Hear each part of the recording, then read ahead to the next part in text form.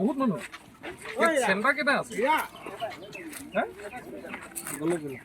এটা চেণ্টাৰ হ'লে কেনেকৈ ফিমেল লাইন বেলেগ মেল লাইন বেলেগ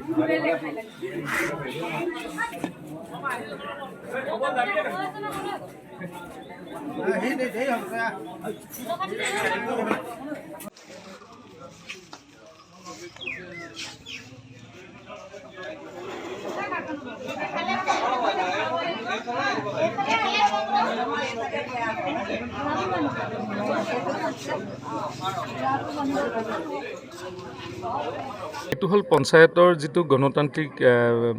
শক্তি এই শক্তিত আমি ভাগ ল'বলৈ আহিছোঁ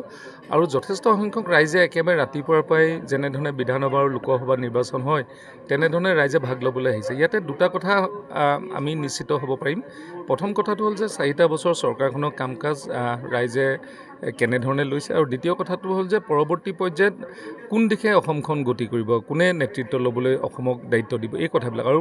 এইবাৰ যিখন পঞ্চায়ত এই পঞ্চায়ত আৰু আগৰ পঞ্চায়তৰ মাজত কিছু পাৰ্থক্য আছে এইবাৰ পঞ্চায়তত গাঁও পঞ্চায়তৰ সভাপতিগৰাকী ৱাৰ্ডৰ সদস্যসকলৰ ভিতৰৰ পৰা নিৰ্বাচিত আৰু নিৰ্দলীয়ভাৱে তেখেতসকলে প্ৰতিদ্বন্দ্বিতা কৰিছে কাৰণটো যে ৰাজনৈতিক ভাগ যাতে গাঁওবিলাকত নহয় গাঁওবিলাকৰ নিজৰ মাজত যাতে ৰাজনৈতিক দলৰ যিবিলাক আগতে নিৰ্বাচন হয় তাৰ ভিতৰত গোটেই পৰিয়ালবিলাক ভাগ হৈ যায় সেইকাৰণে সেই পৰিৱেশ নালাগে এখন শক্তিশালী পঞ্চায়ত হওক আৰু সকলো পঞ্চায়তৰ যাতে গোটেই গাঁওখনে জড়িত হৈ পেলাই শক্তিশালী পঞ্চায়ত গঠন কৰাৰ যিটো পৰিকল্পনা সেই পৰিকল্পনা গাঁও সভাবিলাকত যাতে দেখা পোৱা যায় তাৰ বাবে এই ব্যৱস্থা এটা কৰিছে সেইকাৰণে মই মাননীয় মুখ্যমন্ত্ৰী ডাঙৰীয়াকো ধন্যবাদ জনাম আৰু ৰাইজে যেনেধৰণে পঞ্চায়তবিলাক গঠন কৰিব তেনেধৰণে পঞ্চায়তবিলাক আগবাঢ়ি যাব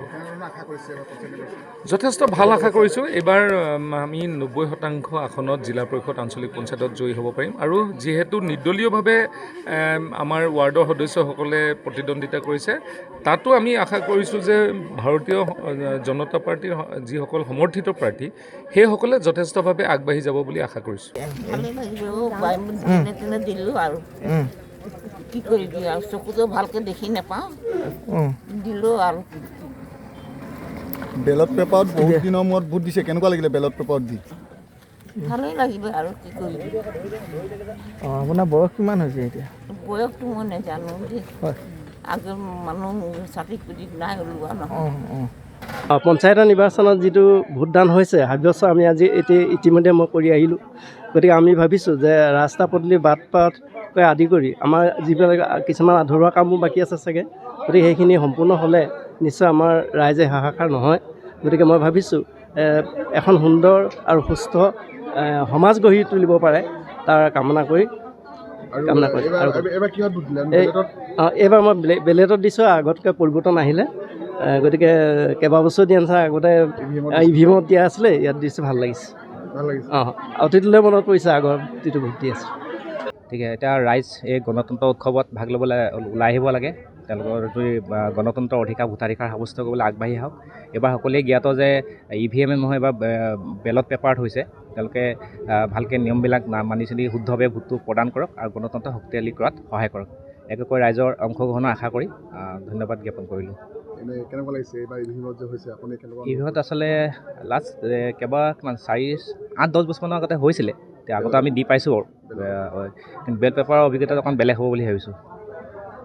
মানে যোনটো কনভেনশ্যনেল এটা হেৰি আগৰ যোনটো পদ্ধতি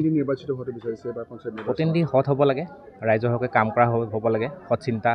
কাম কৰা যিটো মানে উদ্যম মানসিকতা আৰু নিকা চৰিত্ৰ হ'ব লাগে দল বুলি কথা নাই তেওঁলোকৰ নিকা চৰিত্ৰ মানুহ বা সৎ হ'ব লাগে